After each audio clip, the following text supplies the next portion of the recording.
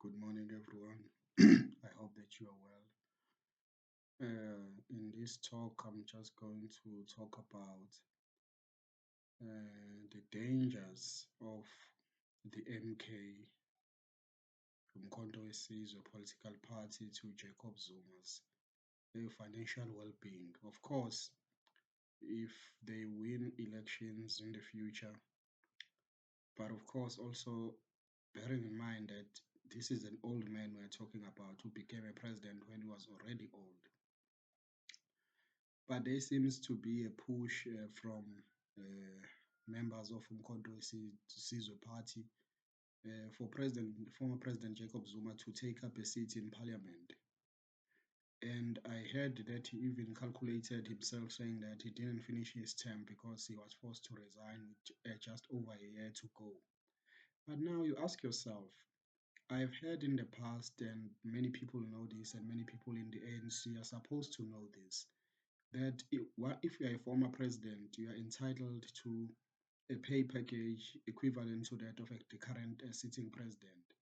However, once you go back into the political system, such as being a member of parliament, you may actually lose those benefits. So, but I think that he has been advised about that, and the question is not about keeping pensions and monies, because obviously comes from a big family, from a wealthy family.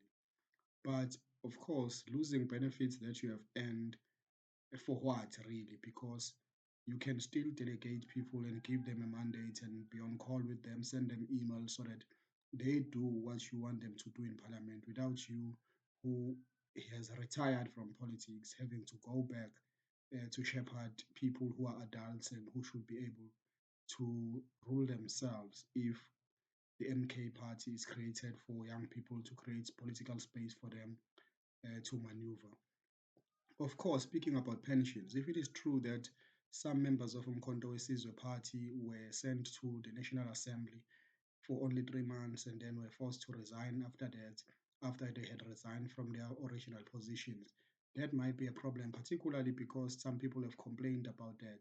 So that's another big issue of contention in the history, in the young history of Umkhonto weSizwe Party.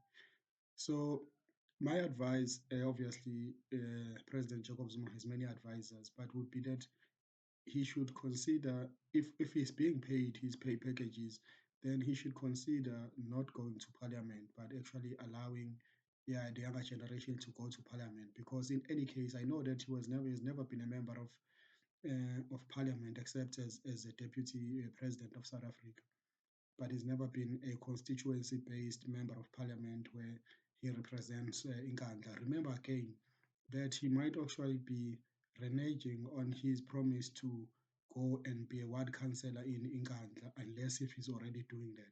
So those are some of the things that President Jacob Zuma must worry about, and also his advisors must worry about. And I'm particularly interested in this because this forms part of presidential studies. Also bearing in mind that there was an act that was passed in the past, or was it a proclamation by President Ramaphosa, that former presidents will not be allowed to fly as frequently as they used to do on the state's charge. Of course, I think that President Jacob Zuma can afford to fly, but remember, when he was in court and was attending cases, one of the things that Justice or Senior Counsel Skakane said was that they are doing what they are doing pro bono because President Zuma was not able to pay. So can you imagine now if he loses the benefits of being a former president and is head of a political party which has to declare everything according to the political parties funding act, and also generally the transparency that is expected from members of parliament. So that is what I wanted to talk about today, and obviously future leaders must be careful about that, being forced to return to the field when they are tired and when they are past their years as an active politician. That might be what was one of the downfalls of Prince Mangosuthu Buthelezi of the Inkatha Freedom Party, that even after he wanted to resign and could see that being a prime minister of AmaZulu and also being the president of the IFP for a very long time was taking its toll on him, but continued because the younger generation idealized him and wanted him to rule until he had seen his project through. Thank you.